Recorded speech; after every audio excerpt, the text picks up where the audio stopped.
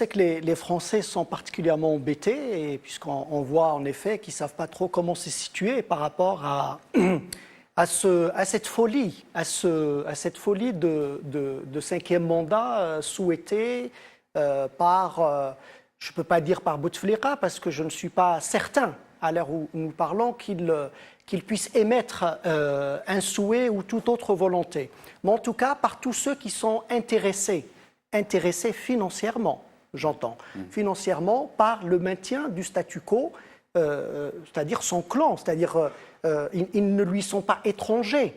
Ce sont les personnes qu'il a souhaitées autour de lui, lorsqu'il a fait le vide autour de lui, donc ce sont les personnes qu'il a souhaitées, et ce sont donc ces personnes-là qui souhaitent ce cinquième mandat particulièrement.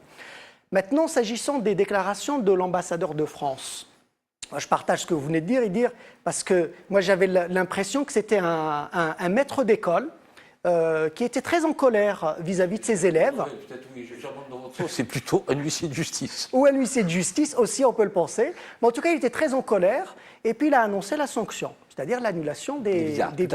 Bon, c'est inadmissible. C'est inadmissible, non pas pour abonder dans le sens du ministère des Affaires étrangères.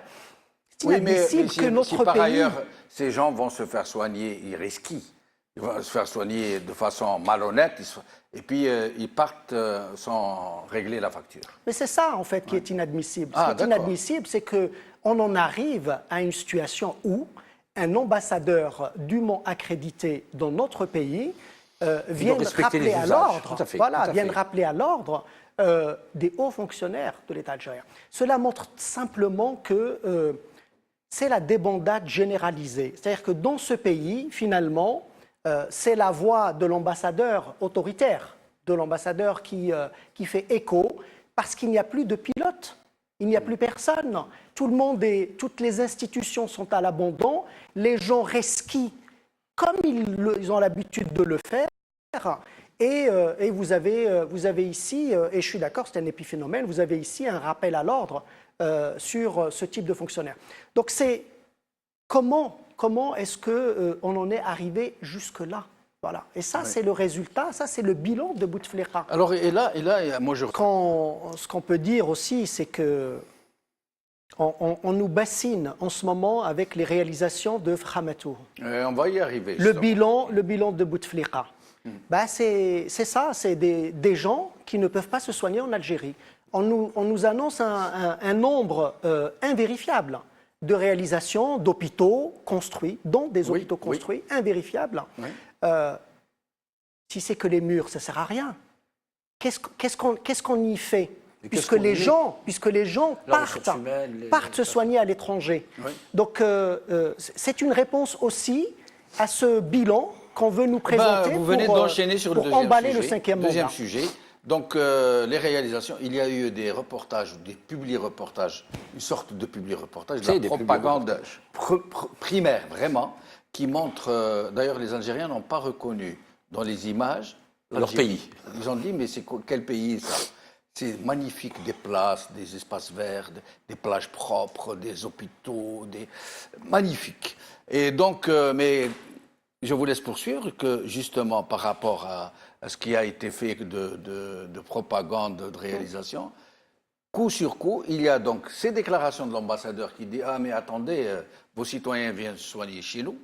Et il y a les rapports de la Banque mondiale et du FMI qui sont tombés quasiment à bras raccourcis sur la gestion du gouvernement actuel. Certains ont qualifié leur coup de semence comme une véritable sonnette d'alarme. Oui, après, je vais vous dire, le rapport de la Banque mondiale et du FMI ne dit rien d'autre que ce qu'a dit le Premier ministre Ahmed Yahya lui-même il y a quelques mois. Et nous allons l'écouter justement. Nous allons l'écouter. Absolument. Qu'est-ce qu'il a dit au juste, M. Yahya? لكن بعد 3 سنوات من الصمود شدت الأزمة أكثر. كما نقول له بالعامة وصل الموصل العظم. وصل الموصل العظم. Voilà, donc je ne savais pas que vous alliez passer cette petite séquence. Voilà, donc ça ne dit pas plus que ce qu'il a dit avec ces mots. c'est que la situation est catastrophique. Ouais. La situation est chaotique. Il avait même dit à un moment donné, nous ne pouvons plus payer les salaires des fonctionnaires. On ne paiera pas les salaires de novembre, avait-il dit à l'époque. Et le recours à la planche à billets. Absolument. Et le recours à la planche à billets. Et il avait aussi, il parlait des parlementaires aussi d'ailleurs, oui. D'où le recours à la planche à billets. Il a dit aux sénateurs, il leur a dit, même vous, nous ne pourrons pas payer vos salaires, vos émoluments. Ouais. Donc ce que dit le rapport de la Banque mondiale et du FMI est tout à fait dans le même sillage. Ils disent que la situation est compliquée, qu'elle va de plus en plus se compliquer, que nous allons avoir une inflation à 2 chiffres. 2020, ils annoncent déjà une entrée sur une inflation à 2 chiffres. À mon avis, on y sera bien avant. Ils disent que les réserves de change d'ici 2020 ne permettront d'assurer des importations que pour 3 mois. Oui. Absolument. Les experts là, ça s'accordent à dire. Et ça, on le dit depuis des mois et des mois ici.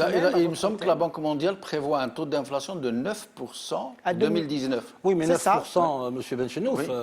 Sur la base des chiffres que donne le ministère du Commerce et le ministère des Finances. Hein. Oui, c'est sur la base du déclaratif. C'est une base déclarative. Je vous laisse terminer, monsieur. Oui, oui.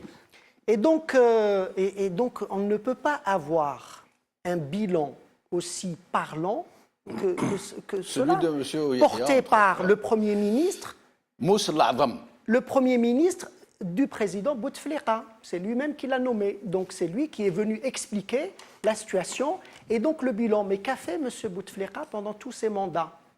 On en arrive à cette situation. Il nous a aussi expliqué par ailleurs sur d'autres séquences, et Bouteflika aussi d'ailleurs l'a expliqué dans des reportages, c'est qu'on ne peut pas continuer à compter sur les hydrocarbures et qu'il fallait passer à autre chose. Oui.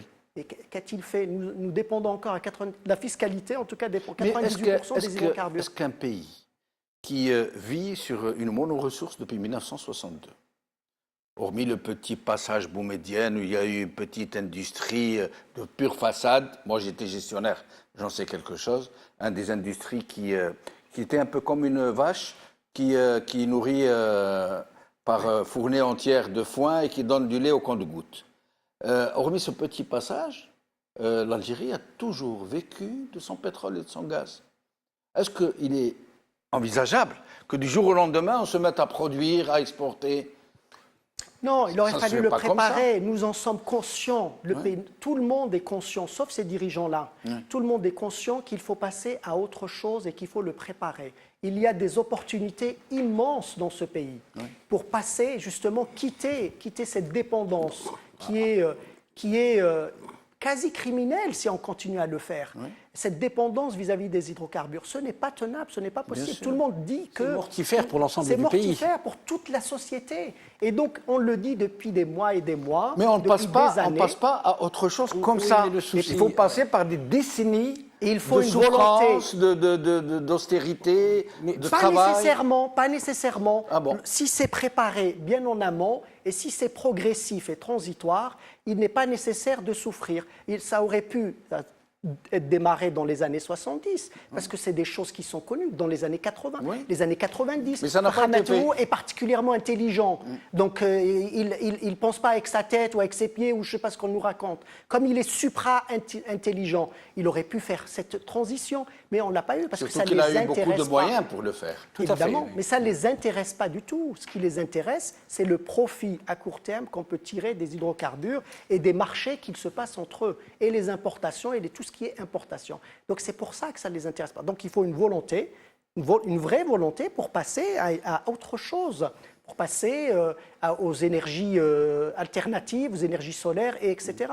Et donc ça, comme ça ne les intéresse pas, ben, ils ne le font pas. Et de ce fait, et on revient à son bilan, ils mettent gravement en péril la pérennité du pays. Mais je dis bien pérennité si du nous pays. pouvions parler un peu des